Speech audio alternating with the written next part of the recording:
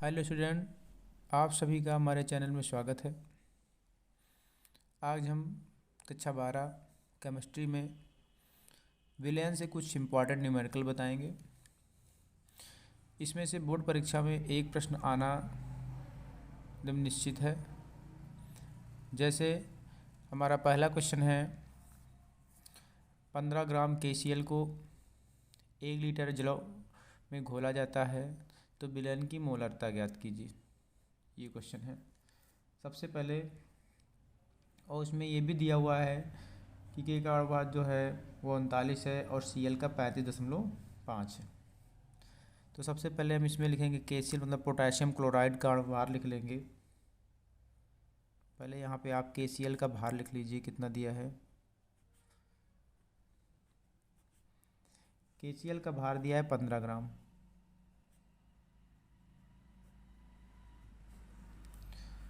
उसके बाद इसमें हम KCl का अणुभार निकाल ले रहे हैं। KCl का अणुभार की का होता है 39 और Cl का 35.5 जोड़ ले रहे हैं। 0.5 9 5 14 3 3 6 1 7 74.5 ग्राम इतना दिया हुआ है। इसके बाद इसमें आप लिखेंगे कि विलयन का आयतन कितना है। विलयन का आयतन आप लोग देख रहे हैं, विलयन का आयतन दिया हुआ 1 लीटर। 1 लीटर हो गया। अब इसमें हमें ज्ञात करना है विलयन की मोलरता, जबकि हम जानते हैं विलयन की मोलरता जो है विलेय के मोलों की संख्या। अब इसमें मोलों की संख्या नहीं दिया गया है। सबसे पहले हम विलेय के मोलों की संख्या ज्ञात कर रहे हैं। विलेय के मोलों की संख्या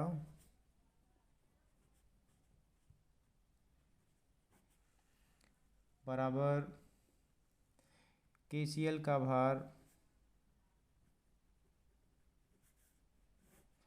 बटे KCl का अणुभार।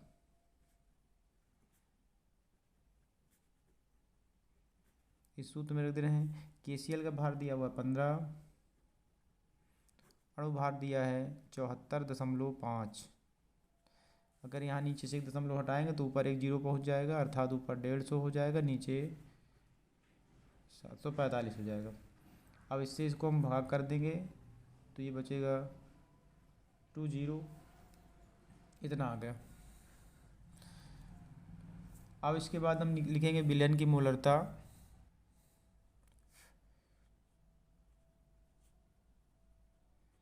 विलयन की मोलरता बराबर होता है विलेय, विलेय में क्या है KCl के मोलों की संख्या, मोलों की संख्या बटे विलयन का आयतन, विलयन का आयतन लीटर में। तो KCl मोलों की संख्या कितनी है 0.20 और विलयन का आयतन 1 लीटर। विलयन का आयतन 1 लीटर, यहाँ पर हम 1 लीटर रख देंगे। अब 1 से जब इसको भाग करेंगे तो ये बच जाएगा 0.20 मोल प्रति लीटर, मोल प्रति लीटर। ये इसका आंसर हो जाएगा। ये क्वेश्चन बहुत ही महत्वपूर्ण है। इससे संबंधित हम कुछ प्रश्न और बताएंगे। इन सभी प्रश्नों से बोर्ड परीक्षा में एक प्रश्न आना 5 नंबर में बिल्कुल निश्चित है। तो हमारा अगला प्रश्न है,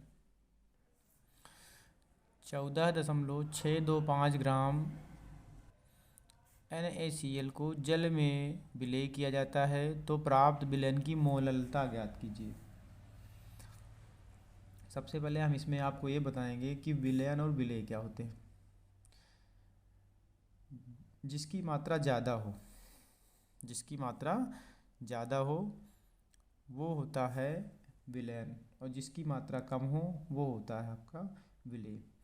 तो सबसे पहले इसमें 14.625 ग्राम जो दिया हुआ है ये है विलेय।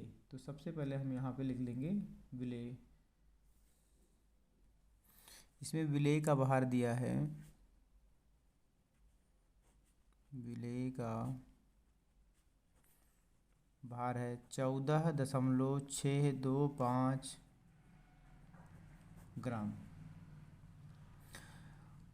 अब इसमें जैसे 14.625 ग्राम NaCl को यहाँ पे जो है 250 ग्राम जल दिया हुआ है, और यहाँ पे क्वेश्चन में थोड़ा सा गलत लिख गया है, 250 ग्राम जल दिया है। तो इसमें विलायक कितना है,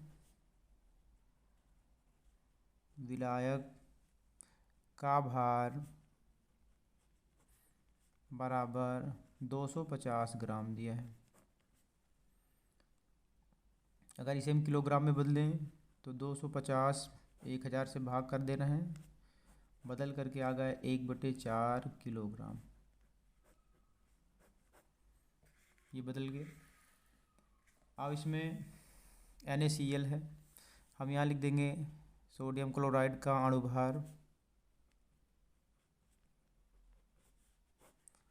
Na का होता है 23 और Cl का होता है 35.5। दोनों को जोड़ लेते हैं 58.5 ग्राम। अब इसमें सबसे पहले आप विलेय के मोलों की संख्या ज्ञात कर लीजिए, क्योंकि विलयन की जब मोललता हम सूत्र लगाएंगे यहाँ पर जो ज्ञात करना वो लिख ले रहे हैं। विलयन की मोललता बराबर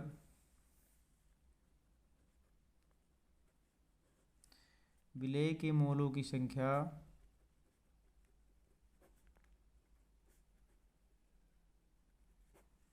बटे विलायक का भार।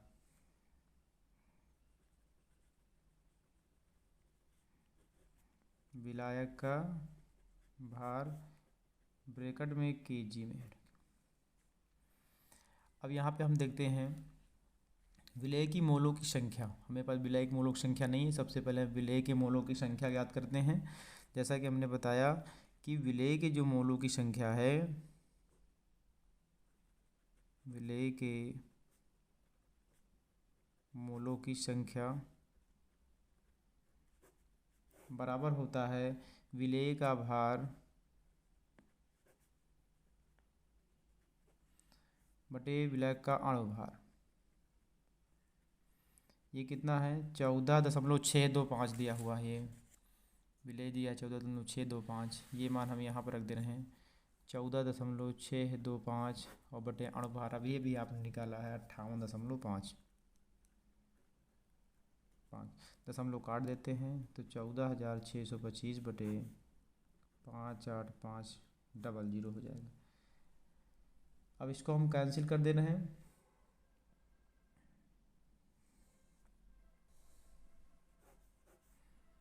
.25 इतना आ गया।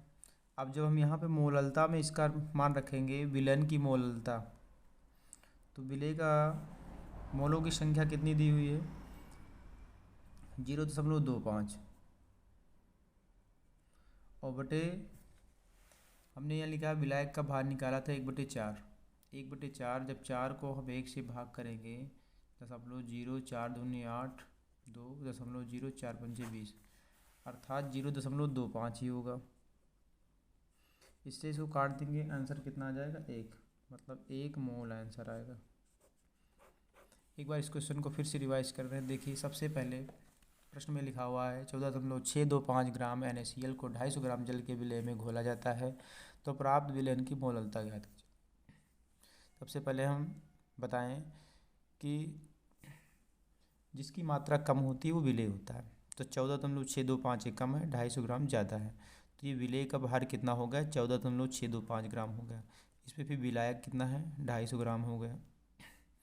250 ग्राम को हमने किलोग्राम में बदला, ये किलोग्राम बदलने के लिए 1000 से भाग कर दिए, 1/4 हो गया। 4 से 1 को भाग करने पे कितना आया 0.25, लेकिन हमने यहाँ पे भी 1/4 ही रखा है।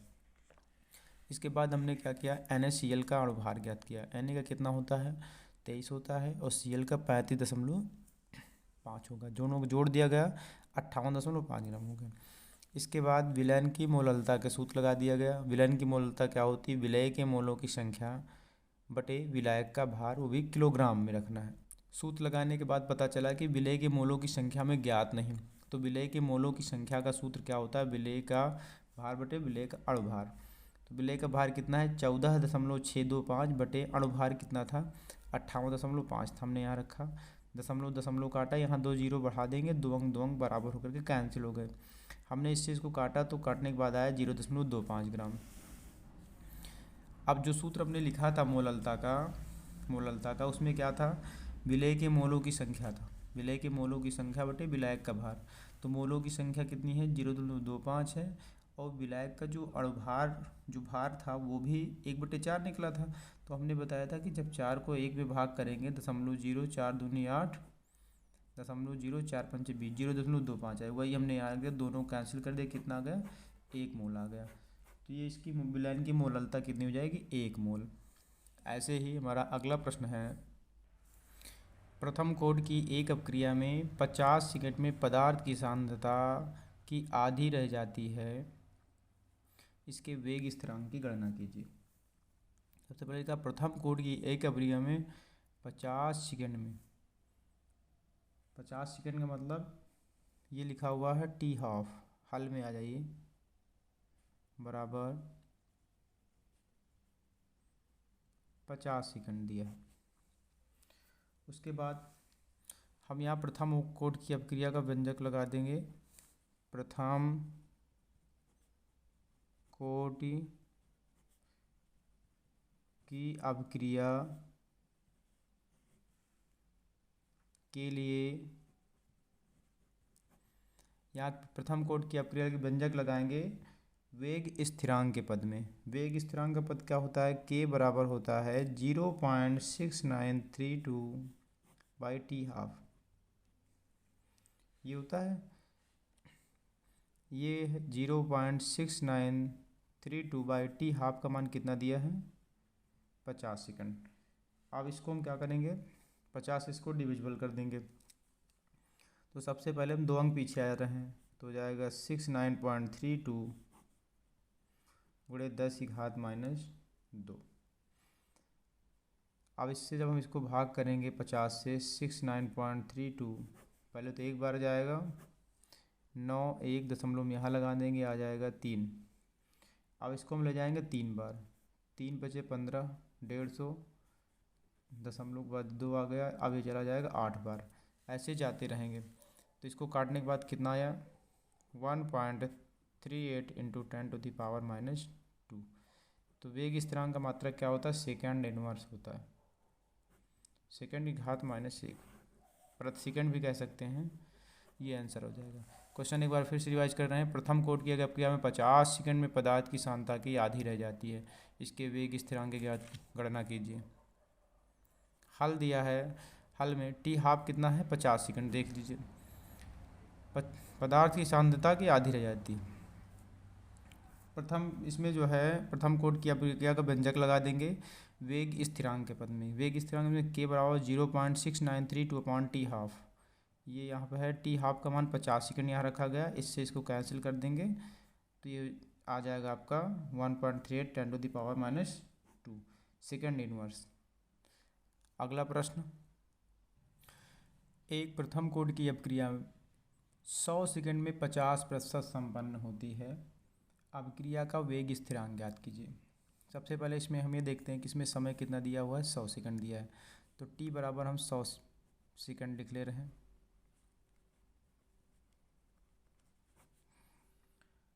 हम इसमें मान ले रहे हैं, माना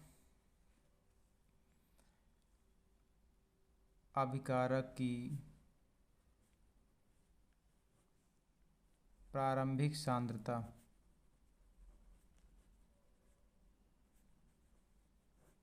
कितना मान ले रहे हैं, ए। लेकिन अब इसमें हम ये देखते हैं टी समय पश्चात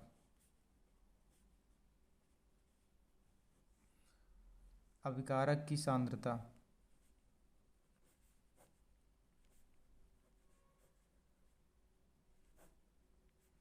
कितनी होती है a-x, जबकि यहाँ पे दिया है कि 50% संपन्न हो जाती है, 100 सेकंड बाद 50। प्रारंभ में कितना है a, लेकिन जब 50% संपन्न हो जाएगी तो a का 50% कितना हो जाएगा, आधा हो जाएगा। जैसे a का 50%, a मल्टीप्लाई 50%, a गुणे 50/100, 50 दूना 100, अर्थात a गुणे a करेंगे बटे 2, अर्थात a/2 संपन्न हो गई।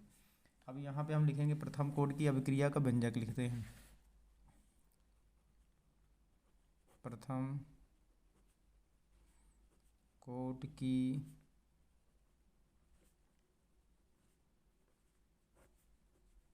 अभिक्रिया के लिए इसमें k बराबर है 2.303/t log/10 a/a-x, ये व्यंजक होता है। ये है 2.303/t का मान 100 मल्टीप्लाई log 10 a/a-x का मान कितना है, a/2। a-x जगह हम कितना रखेंगे, a/2 रख दे रहे हैं यहाँ पर, तो a से ये कैंसिल हो गया। ये हो गया 2.303/100 log 10 ये हो जाएगा log 2। अब ये हो गया 2.303/100 log 2 का मान 0.3010। अब इनका दोनों को मल्टीप्लाई कर लेना है, मल्टीप्लाई करने के बाद आ जाएगा 0.693/100। अब 100 से इसको भाग करेंगे तो हो जाएगा 0.00693, इतना लिख सकते हैं। या इसे हम लिख सकते हैं 6 दशमलव को हम उठा करके यहाँ से 3 अंक पीछे जाते हैं, तो 6.93 × 10⁻³ इतना हो जाएगा। इसका भी मात्रक वही सेकंड की पावर -1 इतना होगा। धन्यवाद दोस्तों।